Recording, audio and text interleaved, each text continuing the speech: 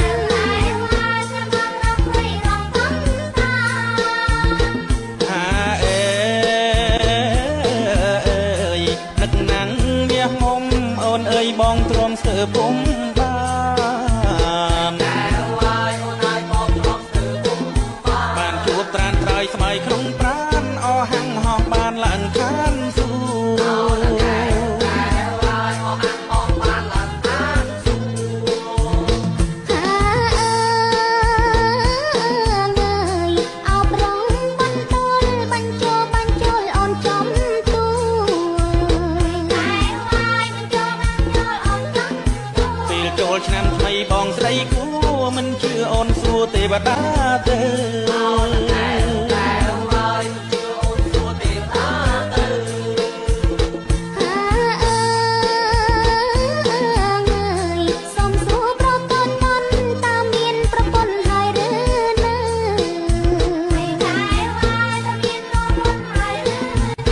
បងរៀបការនឹងណាទៅហេតុអ្វីស្រីពៅសួរអញចឹង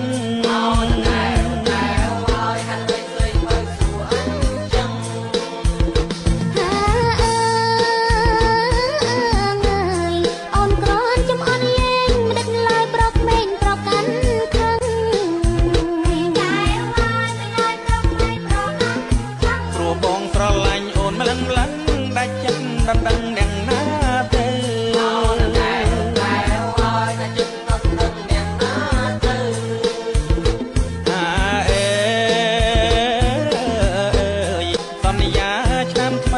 បងនឹងចូលស្ដីហើយស្រីពើ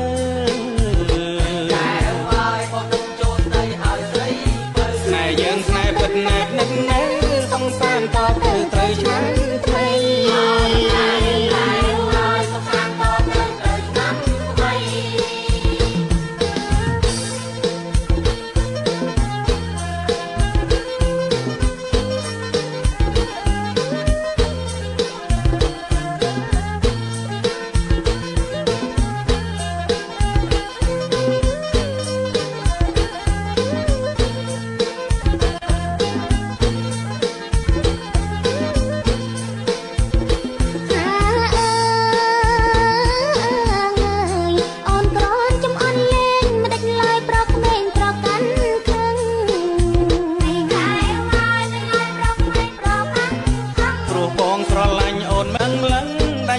ដណ្ដឹងអ្នកណា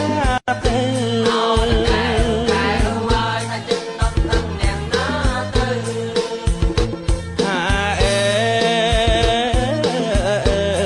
សន្យាឆ្នាំថ្មីបងនឹងចូលស្ដីហើយស្រីពើ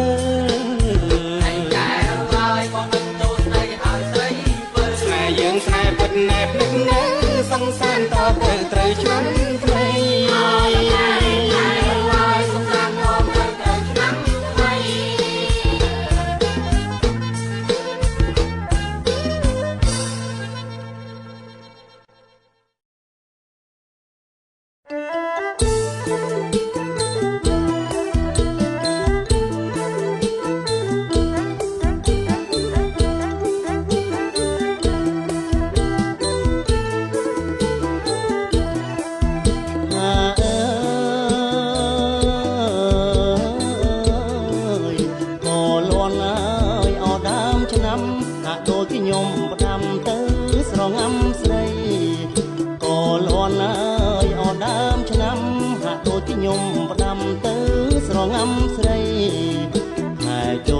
ចូលអោឆ្នាំថ្មីចូលអោឆ្នាំថ្មីបងចាំមុំស្រីយកថ្ងៃអោណាស្ងួនបងចាំមុំស្រីយកថ្ងៃអោណាស្ងួន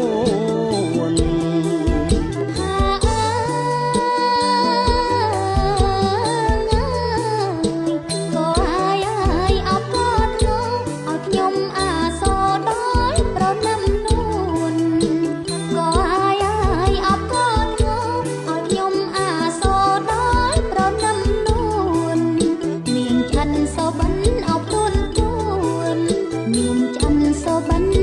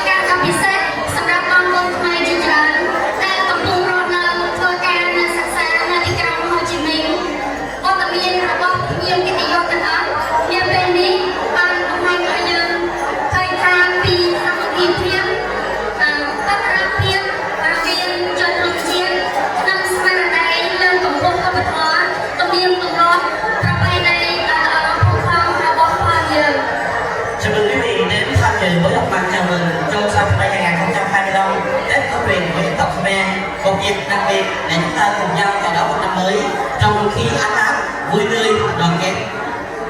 Sông năm nay là đã chắc chắn các mối thi nhưng nhung sông sông đây làการស្វាគមន៍យ៉ាងកក់ក្ដៅ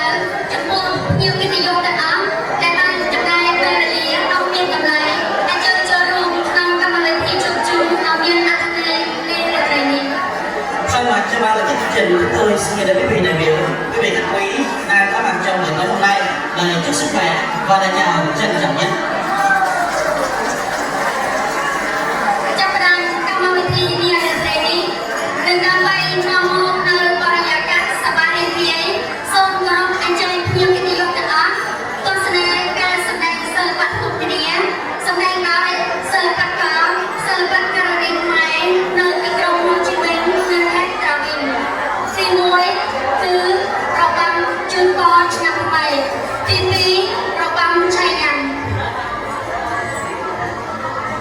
របាំឆៃយ៉ាំគឺជារបាំបុរាណដែលអ្នកវាស្គាល់មានរូបរាងកំប្លែងក្រវិលក្រមុំតន្ត្រីឆៃយ៉ាំគឺគួរហែនាំនឹងគេដែលតាក់ទងនៅនឹងអ្នកកាន់ពុទ្ធសាសនាក្នុងការប្រារព្ធពិធីដូចជាពិធីចេញប្រវត្តិសាស្ត្រនិងអង្គកថាទានអង្គការនិងពិធីបុណ្យផ្សេងៗទៀតដើម្បីកើតនៅភាពសប្បាយរីករាយនេះទាំងអស់គ្នាឆៃយ៉ាំគឺជារបាំ មានប្រជាប្រិយភាពដែលយើងតែងឃើញប្រកបក្នុងពិធីផ្សេងៗនៅតាមជនបទក៏ដូចជានៅទីក្រុងទី3គឺជប់សម្ដែងចម្បាំប្រវត្តិការរវាងស្ដេចយក្សក្រុងរាពណ៍និងស្ដេចស្វាហនុមានក្នុងរឿងនាងកែហនុមានជាសាសនាជាសេនានិងជាមេទ័ពខ្លាំងពូកែរបស់ព្រះរាមដែលបានជួយព្រះរាមក្នុងពេលវេលា ក្នុងការស្វែងរកនាងសេនានិងធ្វើសង្គ្រាមជាមួយពួកយក្សតាមរយៈជុតសម្ដែងចម្បាំក្រុងលង្កាជាជុតសំខាន់មួយដ៏ល្បីដែលបានបង្ហាញពីចម្បាំដ៏ខ្លាំងក្លារវាងហនុមាននិងក្រុងរាពណ៍ការចម្បាំនេះក៏មានអត្ថន័យកម្ចាត់នូវសេចក្តីអាក្រក់ឲ្យផ្លូវនៅទៅរកការជោគជ័យនៃជីវិតទី4គឺជុតសម្ដែងជារងបទ còn trong năm mới, xin anh chơi nhiều cái điều đặc biệt cho luôn riêng riêng và sáng. Nếu đầu chương trình học bài tối đêm nay chúng ta hãy cùng thưởng thức những tiết mục văn nghệ đặc sắc, đậm đà bản sắc dân tộc do các nghệ sĩ của đội văn nghệ Khmer đến từ thành phố Hồ Chí Minh và tỉnh Trà Vinh thể hiện và đến không khí vui tươi, rộn ràng chào mừng một năm mới thắng lợi thành công với 4 tiết mục nổi bật như sau: 1. Múa chúc mừng năm mới, 2. Múa xà giang, 3. Trích đoạn cuộc chiến giữa vua Trần Công Riếp và vua Khỉ Hanuman trong sự thi Ramayana. 4. Hát múa bài Canh Tân Sao Tây. Xin kính mời quý vị cùng hướng mắt lên sân khấu và dành một tràng pháo tay thật lớn để chào đón các tiết mục mở ra.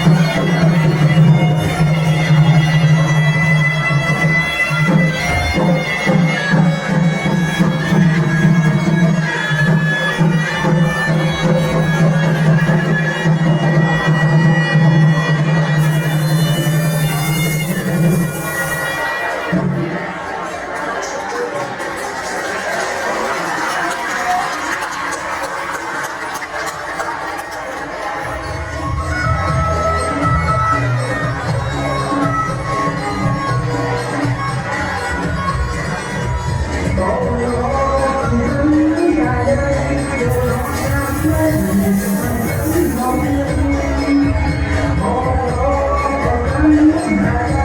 cho kênh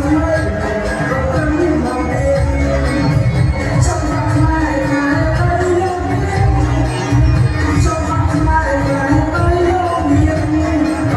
Gõ để không bỏ lỡ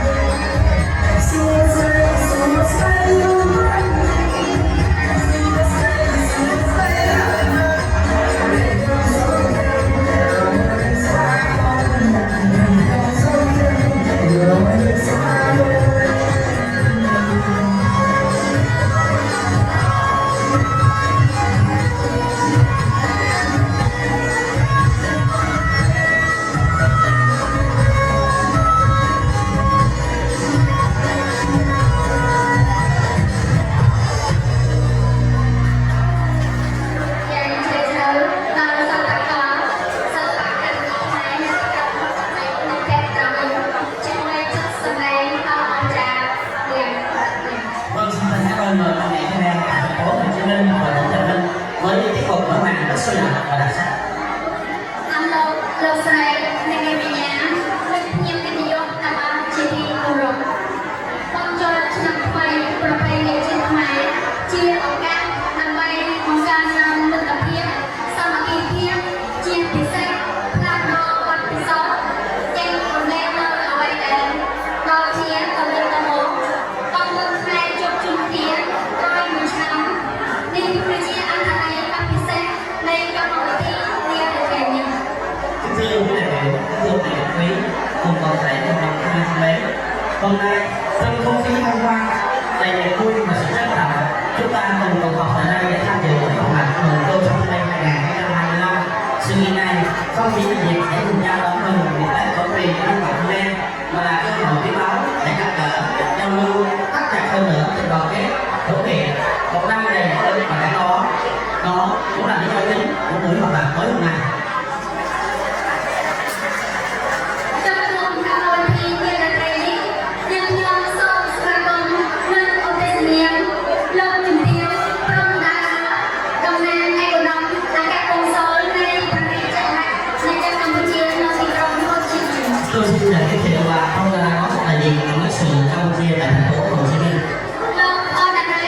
anh phong bên đi chơi cao này Campuchia là trong Campuchia phải trong là tên Việt Nam. Ông Fanadet, Liên minh thương mại Campuchia tại Việt Nam. Lâu tuầnนี้công số này Campuchia là trong Campuchia phải trong lứa tiếp trong Hồ Chí Minh nên Campuchia. Ông Lâm Phương Ly, lãnh sự của nước Campuchia tại thành phố Hồ Chí Minh và Việt Nam. Sau một thời gian lâu dài huỳnh thi thành hán, đồng nang một tin trong chiếc nâng sau đá thị trường Hồ Chí Minh. Và vượt tiền Hà tại vì xã Liên Tổng của giáo thành phố Hồ Chí Minh. Sau một thời gian lâu kinh thành hán, đồng nang xã công kinh chế gặp máy nâng thị trường Hồ Chí Minh. Xin giới thiệu ông Kim Loan Tha, đại diện cộng đồng nhân dân Khmer tại thành phố Hồ Chí Minh. Chia biệt sách, chia nhau cộng liên cái gì đó, sâu sâu nóng bóng ơn, cái gì chắc đó, luôn chỉ mới bóng ơn, xã cùng máy nâng thị trường Hồ Chí Minh. Nâng một tin của lại các chức thầy, và ba tên rồi nhé, để ông xuân tiêu riêng, anh chân, ông thì thi áp vào xã tổ lần chơi cho các máy, và phải đi trên máy như là thầy nhìn. Và đặc biệt xin giới thiệu cho gần 400 thanh niên cùng anh chị em của cộng đồng Khmer tại thành phố Hồ Chí Minh và tỉnh tất cả thị diện trong hoạt động tối hôm nay. Với bao năm ở đây, nhân dân sâu vào bên chân lâu kinh số phía, đó là xã công cái đi chạy học máy nâng thị trường Hồ Chí Minh. Đây là sự thật là khá sâu vào bên chân lâu. Tôi xin xin chào các mời ông Kim Xuân Duyên là gì công an tổ chức và sân khấu quốc viện cái gì mà tôi không bao giờ em nhận là xin chào các mời. Và chia phong bạn nhưng mà số cộng của địa xu lộ ở đây anh ông quân bây giờ Campuchia rất là tên Việt Nam và nó sẽ được địa xu một quân lý công số Campuchia với thằng tuyên bố xử lý và có tao mong đưa địa xu được xây vinh thị khai há và nàng hàng vinh thị trực chiến nâng Sasna đi cho bộ xử lý vàยังนั่งทาจุดที่มีเรื่องมวยไทยในเรื่องของพ่อในศาสนาต่อไปเอาที่พ่อปรุงแค่นั้นจุดที่ไทยเป็นหลอดแทงใช่ไหมคือตอนต่อไปในที่พ่อเนี่ยเอาเข้าพ่อลูกเชียร์บนโดยทำไทยแค่นั้นแค่นี้ก็คือเชียร์แค่มวยในเรื่องของการเล่นเลยกับที่จุดๆอะไรเอาสานองบนโดยทำไทยต่อไปในที่พ่อเนี่ยtôi đi đến những sẵn thà bây nay mà mình anh mình rất sẵn khăn nó đi sai là rồi bây nay cái gì nó mốc tầm năng rồi cái gì đi về rồi đi xem cái nó màu khác nó là không là cả cái không còn công viên còn auto được xây như cả nhà còn đây nhiều cái dùng là bài cái gì cái gì chỉ có nó công nghệ phương ca rồi nơi sẵn sàng nơiที่จะมาชิมกันนู่นvà anh chị cô nhà của con và tôi sẽ đưa thì anh chị có start bằng con mình sẽ bằng như này nhà các con thì có nhiều hai cái chuột nằm trong chị chỉ trong rồi nhưng mà xôn và mang nói cái năng chặt tay và xôn rồi anh nó cùng nhận chiêu chân cho cô và tôi biết con ông luôn tôi sẽ đi nhà đại ban chẳng ai tiêu liên tiêu luôn căn thi có đôi chia ao sa co cùng chui thăm hoài trong bên trên ao nhiều tiền chỉ trong đó gì người ta bay pasate số bên ban thì non cùng su chúng tôi sẽ trong lên pro có đôi chia là đi Việt Nam lên mai số có sắp đi qua và số đây xây một con trên đó nhiều thành lại sẽ số chụpแต่พอบุปการบัพประสมาสัตว์ตัวเย็นคืออายุวันละสุขภาพทรงอภรณ์ แต่ทรงเพลงของน้องยังเคยจะเราสุเพียแต่บางเพลงเราสุดราคาเราเรียนตั้งไงนี่ซึ่งเป็นนักร้องนะองค์กิมสุเพียก็อยากchia sẻอะไรจะทำอะไรเนี่ยซึ่งเป็นน้องที่ไม่ต้องเปลี่ยนDạ xin kính thưa như vậy thì biết cách ngày hôm nay thì chúng ta có rất là nhiều việc như vậy thì xin phép đến chức việc của ta ngoài dạ không dạ xin kính thưa ban lãnh đạo của cơ quan ban ngành sự quản của Campuchia sự quản của nước và đặc biệt là bà thị Thanh Hà đại diện cho sở giáo dục và tôn giáo của thành phố Hồ Chí Minh và như vậy là biết thì mọi dân tộc đều có truyền thống đều có văn hóa và lễ hội riêng biệt. Riêng vào tháng 4 thì người Khmer chúng tôi và có một lễ hội rất là lớn, đó là lễ Tu Săm Mây và đó là lễ Tết vào năm mới của người Khmer chúng tôi và đó cũng là lý do để tổ chức buổi họp mặt ngày hôm nay. Dạ, chúng ta đã biết thì lễ hội Tu Săm Mây thì hàng năm thì người Khmer chúng tôi sẽ tổ chức thưa vào ngày 15 tháng 4 hàng năm và đặc biệt trong buổi họp mặt thì chúng ta biết là giúp cho tất cả mọi người là những quý doanh nhân học sinh sinh viên đang làm việc sinh sống cũng như là đang công tác tại thành phố Hồ Chí Minh có dịp gặp gỡ trao đổi công việc cũng như là hỏi thăm sức khỏe đặc biệt là chúng ta cùng nhau giữ gìn văn hóa truyền thống tốt đẹp của chúng ta để lại và đặc biệt sự hiện diện của những bạn khách đến từ lịch sử Campuchia lịch sử đặc biệt là quý khách viên lịch sử ban dân tộc của thành phố Hồ Chí Minh đó là niềm vinh hạnh cũng là góp phần làm cho chương trình của chúng tôi càng đầy đủ và ý nghĩa hơn và xin cuối cùng tôi xin đại diện cho ban tổ chức hội doanh nhân tại thành phố Hồ Chí Minh xin gửi lời chào cũng như là xin cảm ơn rất nhiều đặc biệt là những cái bí thư quan ban ngành đã nhận thời gian tham dự vào buổi lễ của chúng tôi và cuối cùng xin chúc cho quý vị hiện diện trong buổi tối ngày hôm nay luôn nhiều sức khỏe sống lâu an vui và sắc đẹp xin chân thành cảm ơn.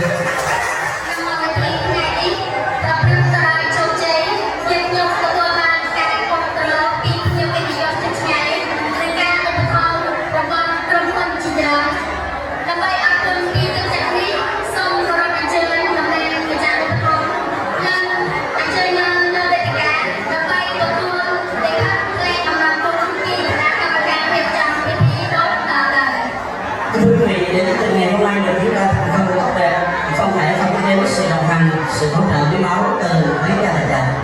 và bày tỏ lòng tri ân sâu sắc đến gia tài trợ chương trình bằng cách tôi xin trân trọng kính mời là đại diện các công ty cá nhân có tên sau đây lên sân khấu để nhận thư cảm ơn hiệu quả nhất. Chúng tôi xin trân trọng kính mời đại diện của nhà hàng tiệc cưới The Valentine lên sân khấu.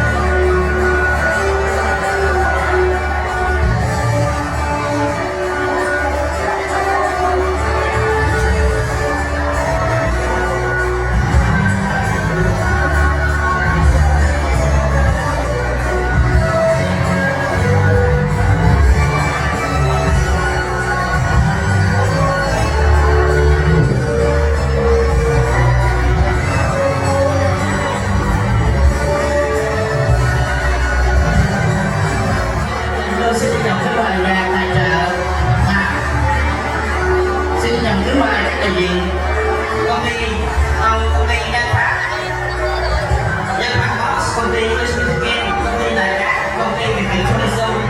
Asia Nhật Nhân, công ty Mego Limousine, công ty IPFTJC, lên sân khấu. Xin trân trọng kính mời anh Xuân Viên và Hoa hậu Hoàng Mai lên sân khấu. Xin chào thưa cảm ơn.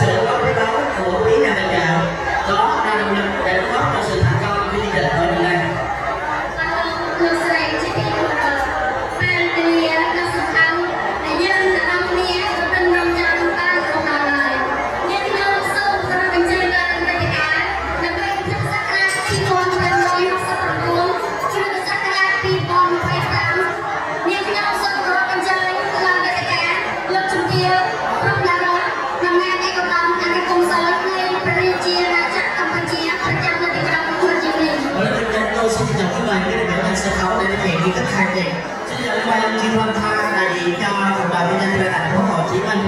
Xong ra bên trên đường họ đã đến anh lúc quân đi chạy cam này và đi chia ra chạy cam chia phải chăm sóc đến Việt Nam. Chứ giờ quay ra của con gái tùy đi thương mại ở Việt Nam.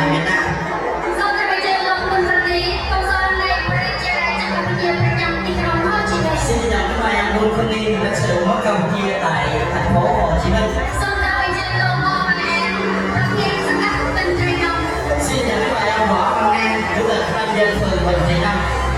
Xong ra bên trên đường Phan Toàn Thiện nhiều quân thì hiện tại là bên là thái. Xin chào các bạn,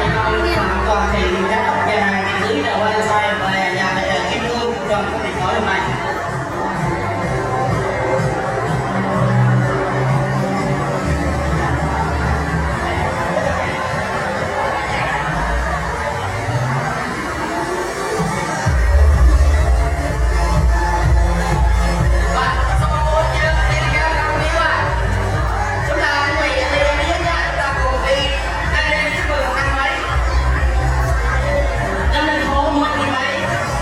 subscribe cho kênh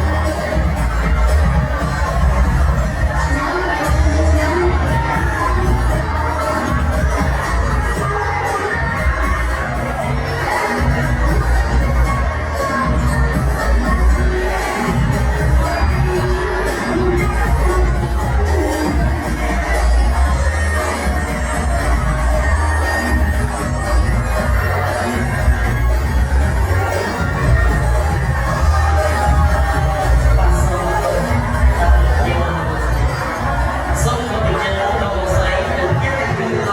không bỏ lỡ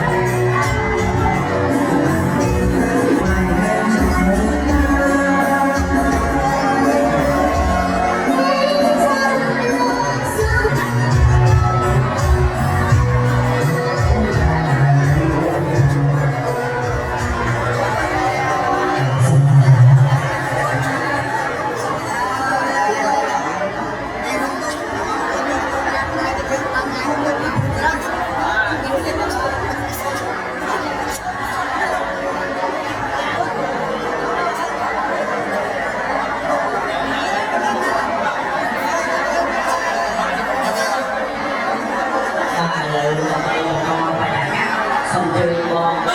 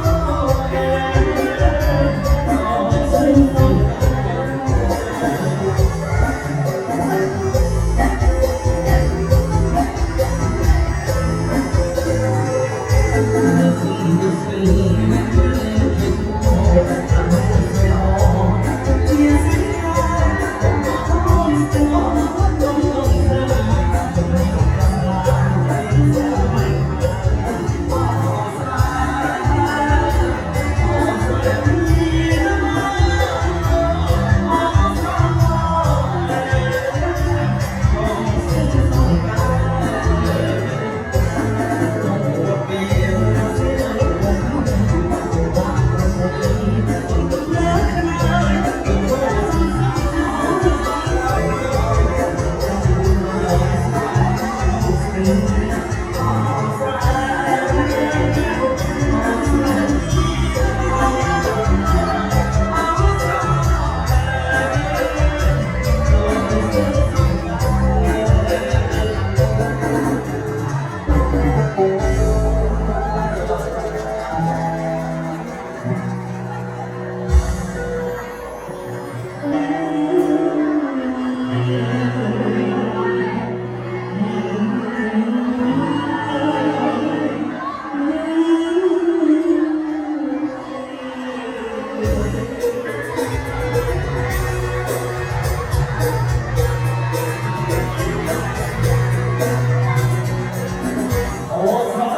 subscribe cho kênh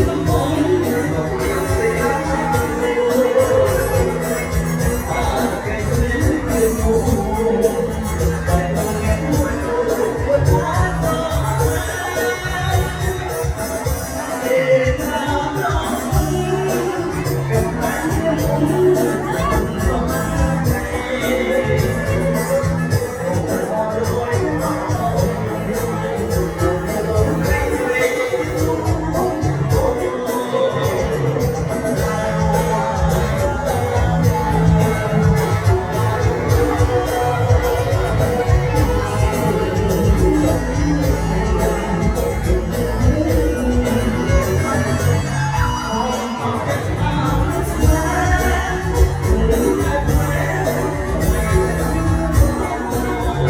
Mì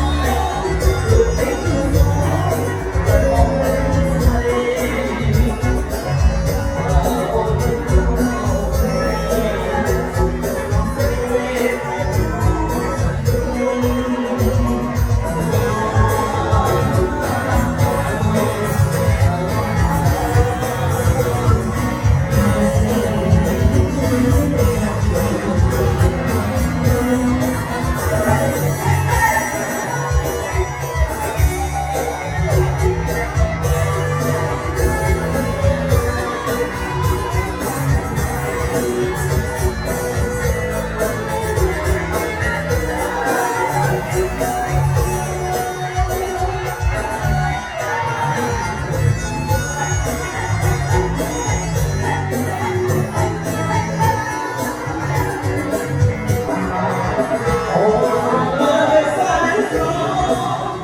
để không bỏ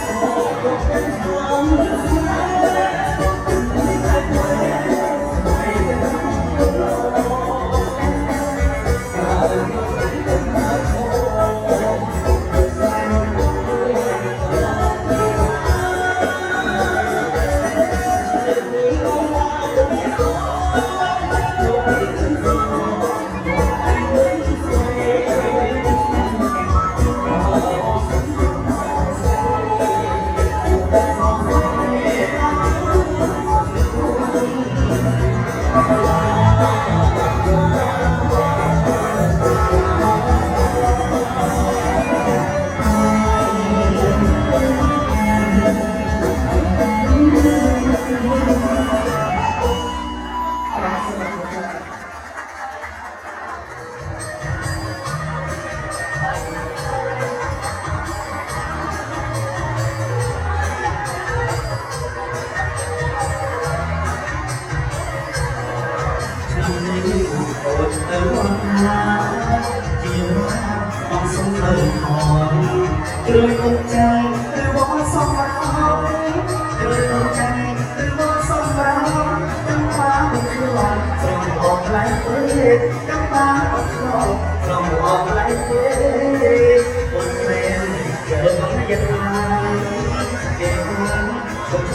จุรุณีในวันมันทองสมั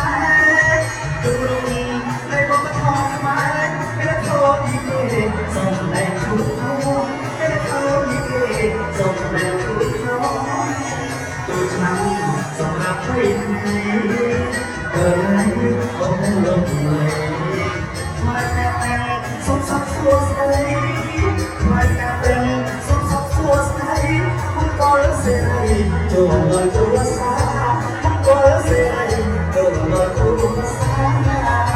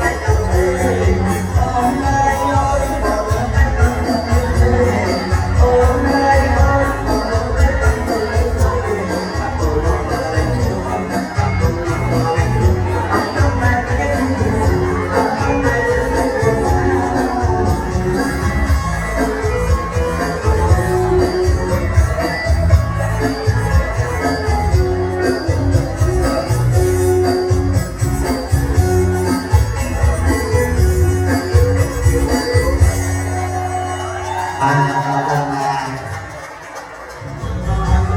kênh Ghiền Mì Gõ để không bỏ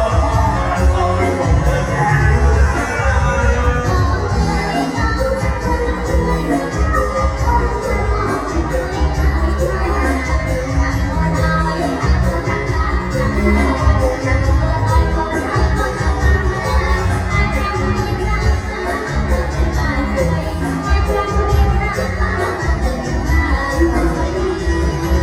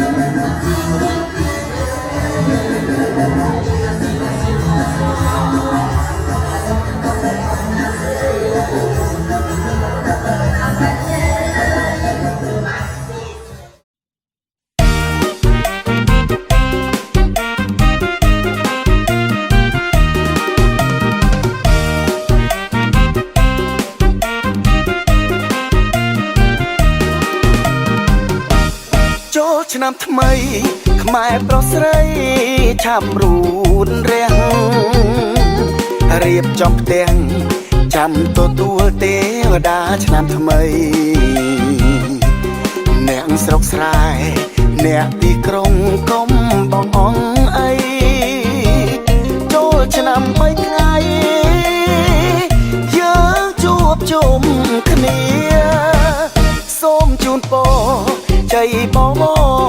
សុខសួស្តីផុតឆ្នាំចាស់ផ្លាស់ឆ្នាំថ្មីគ្មានភ័យរោគាសូមបានសុខឆាផុតទុកទ្រពធនហូរហៀសូមជោគជ័យដល់ជាតិខែមរាទួងឆ្ងាយចិត្តនាយសមុទ្រផុតជើងមេឆ្ងាយអណែដូចនៅចិត្តគៀងកិតអរាជាកូនខ្មែរមិនភ្លេចទេពូជពងសាវតាដល់ប្រទេសណាចូលឆ្នាំតូចគ្នា